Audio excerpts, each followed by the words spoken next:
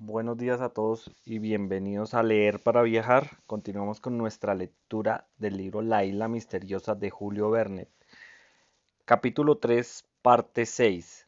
Esta parte se titula Se interrumpe el telégrafo entre la dehesa y el Palacio de Granito. La gran preocupación de los colonos por el momento era verificar la exploración completa de la isla. Ya decidido que tendría dos fines: descubrir el ser misterioso cuya existencia no era ya discutible, y al mismo tiempo salar que había sido de los piratas. El retiro que habían elegido, la vida que llevaban y lo que podía temerse de su parte. Cyrus Smith deseaba partir inmediatamente, pero la expedición debía durar muchos días y parecía conveniente cargar el carro con diversos efectos de campamento y utensilios que facilitaran la organización de las etapas. Ahora bien, en aquel momento uno de los onógrafos, herido en la pata, no podía ser enganchado al carro, necesitaba unos días de descanso y se creyó poder aplazar la partida para dentro de una semana, es decir, para el 20 de noviembre. En aquella latitud corresponde al mes de mayo de las zonas boreales, era primavera. El sol entraba en el trópico de Capricornio y daba los días más largos del año. La época debía ser completamente favorable para la expedición proyectada, expedición que, si no alcanzaba su principal objetivo, podría ser fecunda en descubrimientos, sobre todo desde el punto de vista de las producciones naturales, puesto que Cyrus Smith se proponía explorar los espesos bosques de Far West, que se extendían hasta el extremo de la península Serpentina. Durante los 9 días que debían proceder al de la marcha, se convino en dar la última mano a las tareas de la meseta de la Gran Vista. Sin embargo, Ayrton debía volver a la dehesa, donde los animales domésticos reclamaban sus cuidados. Se decidió que pasaría en ella 2 días y no volvería al Palacio de Granito hasta después de haber dejado ampliamente provistos los establos. Cuando iba a marchar, Cyrus Smith le preguntó si quería que uno le acompañase, indicándole que la isla no era tan segura como antes. Ayrton respondió que no necesitaba compañía, que él bastaría para todo, y que por lo demás no temía nada. Si ocurría algún incidente en la dehesa o en los alrededores, avisaría inmediatamente a los colonos por un telegrama dirigido al Palacio de Granito. Ayrton partió el 9 al amanecer, llevándose el carro tirado por un solo onagro, y 2 horas después el timbre eléctrico anunciaba que todo lo había encontrado en orden en la dehesa. Durante aquellos 2 días Cyrus Smith se ocupó en un proyecto que debía poner el Palacio de Granito al abrigo de toda sorpresa. Consistía en ocultar el orificio superior del antiguo desagüe, que estaba obstruido con cal y canto y medio oculto bajo hierbas y plantas. En el ángulo sur del lago Grant, nada más fácil de llevar a cabo, puesto que bastaba volver a levantar 2 o 3 pies el nivel del agua del lago, que ocultaría por completo el orificio. Para levantar este nivel bastaba establecer un dique a las dos sangrías hechas al lago y por las cuales se alimentaba el arroyo de la glicerina y de la gran cascada. Cyrus Smith animó a los colonos para este trabajo y en breve se levantaron los dos diques, que superaban de 7 a 8 pies de anchura por 3 de altura, y que fueron construidos con trozos de roca bien cimentados. Terminando este trabajo, era imposible sospechar que en la punta del lago existiese un conducto subterráneo por el cual se escapaba al otro tiempo el sobrante del agua. Huelga decir que no se obstruyó enteramente la pequeña derivación que servía para alimentar el receptáculo del Palacio de Granito y hacer funcionar el ascensor.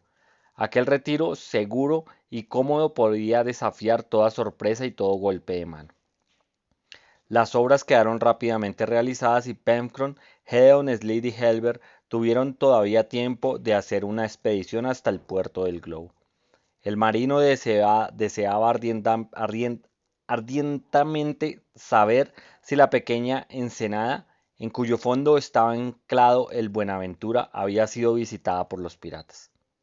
Precisamente, dijo esos caballeros han tomado tierra en la costa meridional y si han seguido el litoral quizás ha descubierto el puertecito, en cuyo caso no doy $medio por nuestro Buenaventura. Los temores de Pencroff no caerían de fundamento, por consiguiente pareció muy oportuna una visita al puerto del globo. El marino y sus compañeros partieron en la tarde del 10 de noviembre. Iban bien armados. Pencroff, al meter ostensiblemente 2 balas en cada cañón de su fusil, movía la cabeza con cierto aire que no presagiaba nada bueno para quien se le acercara mucho. Hombre o fiera, según él decía, Gedeon Spilett y Helber tomaron también sus fusiles y hacían las 3 de la tarde salieron del Palacio de Granito. Nat les acompañaba hasta el recodo del río de la Merced y después de haberles dado paso levantó el puente. Se había convenido en que la vuelta de los colonos se anunciaría por un tiro, a cuya señal Nat volvería a restablecer la comunicación entre las dos orillas del río. La pequeña caravana se adelantó por el camino del puerto hasta la costa meridional de la isla. La distancia no era más que de 3 millas y media, pero Gedeon Spilett y sus 2 compañeros tardaron 2 horas en atravesarla, porque fueron registrado toda la orilla del camino, tanto del lado del espeso bosque cuanto del pantano de los Tadornes. No encontraron huellas de los fugitivos, que sin duda, no sabiendo todavía cuántos eran los colonos ni qué medios de defensa tenían, se habían ido a refugiar a las partes menos accesibles de la isla. Pencroff, al llegar al puerto del globo, vio con gran satisfacción al Buenaventura tranquilamente fondeando en la estrecha ensenada. Por lo demás, el puerto del globo estaba tan oculto entre las altas rocas que ni desde el mar ni desde la tierra se le podía descubrir hasta no estar encima o dentro de él. Vamos, dijo Pencroff, esos tunantes todavía no han venido aquí. Las altas hierbas van mejor a los reptiles y los encontraremos en el Far West. Lo cual es una fortuna, añadió Helber, porque si hubieran encontrado el Buenaventura, se habrían apoderado de él para huir y no podríamos volver pronto a la isla Tabor. En efecto, dijo el periodista, es importante llevar un documento que dé a conocer la situación de la isla Lincoln y la nueva resistencia de Ayrton para el caso de que el yate escocés volviese. Pues bien, el Buenaventura está ahí dispuesto a todo, señor Spilett, repuso el marino. Él y su tripulación están preparados para salir a la primera señal. Creo, Pencroff, que haremos eso luego que se termine nuestra expedición por la isla. Es posible que ese desconocido, si logramos encontrarlo, sepa mucho más que nosotros sobre la isla Lincoln y la Tabor. No olvidemos que es el autor del documento y quizás sabe a qué atenerse sobre la vuelta del yate. ¡Mil diablos! Exclamó Pencroff. ¿Quién puede ser ese hombre, ese personaje que nos conoce, a quien no conocemos? Si es un simple náufrago, ¿por qué se oculta? Somos buena gente, y la compañía de personas honradas no es desagradable para nadie. ¿Ha venido voluntariamente aquí? ¿Puede abandonar la isla si le da la gana? ¿Está todavía en ella? ¿Se ha marchado ya? Hablando así, Pencroff y Helber y Gedeon Spilett se habían embarcado y recorrido el puente del Buenaventura. De repente el marino, habiendo examinado la vita sobre la cual estaba arrollado el cable de la ancla, dijo: «Vaya, esto sí que es raro». «¿Qué pasa, Pencroff?», preguntó el periodista. «No he hecho este nudo». Y Pencroff mostraba la cuerda que amarraba el cable sobre la vita para impedirla desasirse. «¿Cómo que no?», preguntó Gedeon Spilett. «No, lo juraría. Es un nudo plano y tengo costumbre de hacer 2 cortes». «¿No se habrá equivocado, Pencroff?» «No, señor, no me he equivocado», afirmó el marino. «No cabe equivocación porque tengo la mano hecha a esos nudos y la mano no se engaña». «¿Entonces los presidiarios habrían venido a bordo?», dijo Helber. «No lo sé», contestó Pencroff, «pero lo cierto es que se ha levantado el ancla del Buenaventura y se ha fondeado de nuevo. Miren, aquí hay otra prueba. Se ha largado el ancla y su guarnición no está en el rozadero del Escobén. Repito, que han usado nuestra embarcación». «Pero si los presidiarios hubieran usado el Buenaventura, ¿lo habrían saqueado o habrían huido?» «¿Huido? ¿A dónde? ¿A la isla Tabor?». preguntó Penfield. ¿Cree que se habrían aventurado en un buque tan poco calado? Entonces habría que admitir que sabía la situación de este islote, dijo el periodista. De todos modos, añadió el marino, tan cierto como yo me llamo Buenaventura Penfield y soy de Vinayar, nuestro buque ha navegado sin nosotros. El marino decía estas palabras con un tono tan afirmativo que ni Gedeon Smith ni Helber pudieron hacerle objeción alguna. Era evidente que la embarcación había navegado y vuelto al puerto del globo. Para el marino no había duda alguna de que se habían levado el ancla y echado después. Ahora bien, ¿para qué estas dos maniobras si el buque no había sido empleado en alguna expedición? ¿Pero no habríamos visto al Buenaventura pasar enfrente de la isla?, observó Slip, que quería formular todas las objeciones posibles. Ah, señor Slip, dijo el marino, basta salir de noche con una buena brisa, en 2 horas se pierde de vista la isla. Pues bien, repuso el periodista, vuelvo a preguntar con qué objeto los piratas se habrían servido del Buenaventura, por qué lo habrían traído al puerto después de haberlo usado. Señor Slip, contestó el marino, pongamos eso en el número de cosas inexplicables y no pensemos más. Lo importante era que el Buenaventura estuviese aquí y aquí está. Por desgracia, si los presidiarios lo toman por segunda vez, puede suceder que no volvamos a encontrarlo en su sitio. Entonces, Penfield, dijo Helber, quizás será prudente llevarlo delante del Palacio de Granito. Sí y no, contestó Penfield, o mejor dicho, no, porque la desembocadura del río de la Merced es muy mal paraje para un buque y allí la mar es dura. Pero hallándose sobre la arena hasta el pie de las chimeneas. Quizás sí, dijo Penfield. En todo caso, puesto que debemos dejar el Palacio de Granito para una larga expedición, creo que el Buenaventura estará aquí más seguro durante nuestra ausencia y que haremos bien en dejarlo en este puentecillo hasta limpiar la isla de estos tunantes. Ese es mi parecer, dijo el periodista. Al menos en caso de mal tiempo no se verán expuestos como lo estaría en la desembocadura del río de la Merced. Pero si los presidiarios vinieran a visitarlo de nuevo, dijo Helber, pues bien, hijo mío, en este caso, no encontrándolo aquí, irían a buscarlo del lado del Palacio de Granito, y durante nuestra ausencia nada les impediría apoderarse de él. Creo, como el señor Slip, que debemos dejarlo en el puerto del globo. Pero cuando volvamos, si todavía no hemos desembarazado la isla de esos tunantes, será prudente llevar nuestro buque frente al Palacio de Granito hasta que no tenga que temer tan mala visita. Convenido y en marcha, dijo el periodista. Penfield, Helber y Gedeon Smith, cuando regresaron al Palacio de Granito, refirieron al ingeniero lo que había pasado, y éste aprobó sus disposiciones para el presente y para el porvenir, y aun prometiendo al marino estudiar la parte del canal situada entre el islote y la costa para ver si sería posible hacer un puerto artificial por medio de diques. De esta manera, el Buenaventura estaría siempre a la vista y, por decirlo así, bajo la mano de los colonos y seguro. Aquella tarde se envió un telegrama a Ayrton para decirle que llevase a la dehesa un par de cabras, pues Nat quería aclimatarlas en la pradera de la meseta, cosa singular. Ayrton no anunció el recibido del despacho, como tenía costumbre. Esto no dejó de admirar al ingeniero, pero podría suceder que Ayrton no estuviese en aquel momento en la dehesa o que se hallara en camino para volver al Palacio de Granito. En efecto, había transcurrido 2 días desde su partida y se había decidido que el 10 por la noche o el 11 por la mañana estuviese de vuelta. Los colonos confiaban en que Ayrton aparecía en las alturas de la Gran Vista. Nat y Helber fueron a esperarlo hasta las inmediaciones del puente para bajarlo cuando sus compañeros llegasen. Pero a las 10 de la noche Ayrton no había aparecido y entonces se juzgó conveniente enviar un nuevo telegrama exigiendo una respuesta inmediata. El timbre del Palacio de Granito permaneció mudo. Entonces la inquietud de los colonos fue grande. ¿Qué había pasado? Ayrton no estaba en la dehesa, o si estaba no tenía libertad de movimiento.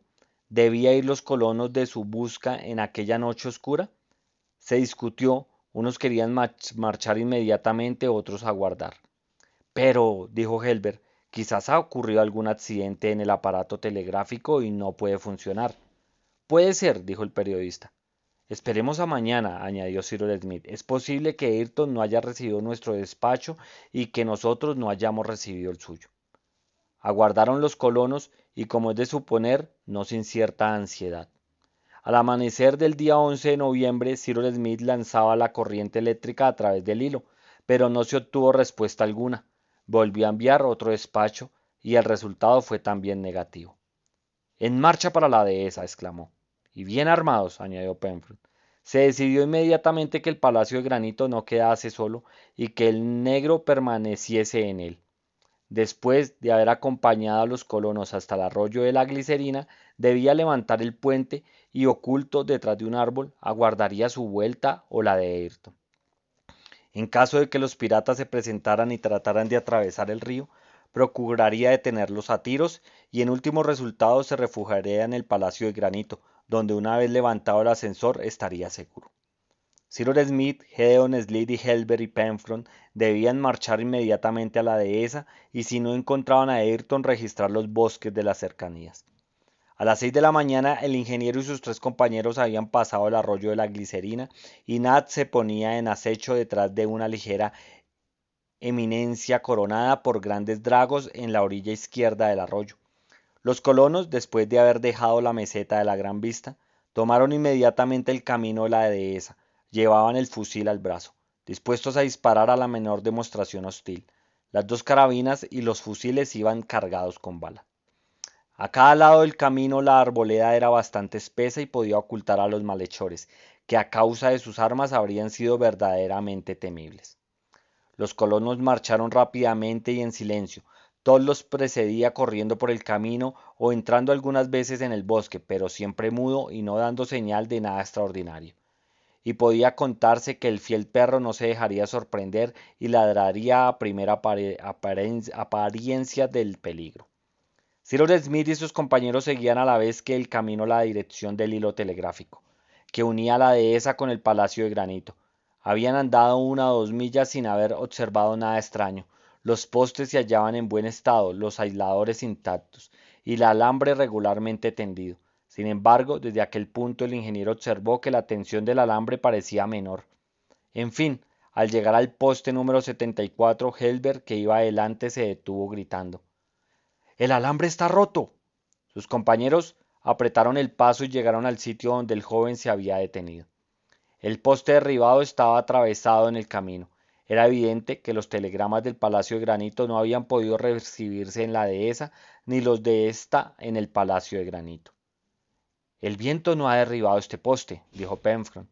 No, repuso Gedeon Spilett. Han cavado la tierra por el pie y la mano del hombre lo ha sacado de su sitio. Además, el hilo está roto, añadió Helbert mostrando los dos extremos de alambre separados con violencia. ¿La rotura es reciente?, preguntó Cyrus Smith. Sí, dijo Helbert, es indudable que no hace mucho tiempo que se produjo. ¡A la dehesa! ¡A la dehesa!, exclamó el marino. Los colonos estaban a mitad de camino entre el Palacio de Granito y la dehesa. Quedábales 2 millas y media que andar y echaron a correr. En efecto, debían presumirse que algún acontecimiento grave había ocurrido en la dehesa. Sin duda, Ayrton habría podido enviar un telegrama que no había llegado, pero esto no alarmaba a sus compañeros. Había una circunstancia más inexplicable. Ayrton había prometido estar de vuelta el día antes por la noche y no había aparecido. En fin, no sin motivo se había interrumpido toda comunicación entre la dehesa y el Palacio de Granito. ¿Y quiénes, sino los bandidos, podían tener interés en interrumpirla? Los colonos corrían con el corazón oprimido por la emoción, se interesaban sinceramente por su nuevo compañero. ¿Le encontrarán muerto por quienes en otro tiempo había sido jefe? Pronto llegaron al sitio donde el camino seguía la corriente del arroyuelo derivado del arroyo rojo, que regaba las praderas de la dehesa. Entonces moderaron el paso para no hallarse muy fatigados en el momento en que pudiera ser necesario emprender la lucha. Los fusiles no estaban en el seguro, sino montados, y cada cual vigilaba una parte del bosque. Top lanzaba sordos gruñidos, que no era de buen agüero. El recinto de la empalizada se presentó a través de los árboles. No se veía en él ninguna señal de deterioro. La puerta estaba cerrada como de ordinario y un silencio profundo reinaba en la dehesa, sin que se oyeran ni los balidos acostumbrados de los muflones ni la voz de Ayrton. Entremos, dijo Cyrus Smith. El ingeniero se adelantó mientras sus compañeros vigilaban a 20 pasos de él, dispuestos a disparar. Cyrus Smith levantó el picaporte de la puerta e iba a empujarla cuando Top ladró con violencia y sonó una detonación por encima de la empalizada, a la cual respondió un grito de dolor. Helber, herido de bala, había caído en el suelo. Bueno amigos, hasta aquí llegó esta parte del capítulo 3. Mañana continuaremos con nuestra lectura. Recuerden, mi nombre es Jason Beltrán. En Spotify me encuentran como Leer para Viajar y en YouTube como Deporte y Cultura JB. Les agradezco que compartan los audios y que se suscriban a mi canal. Y no olvidar activar la campanita para cuando suba otro video o audio, entonces les llegue la notificación. Gracias y hasta la próxima.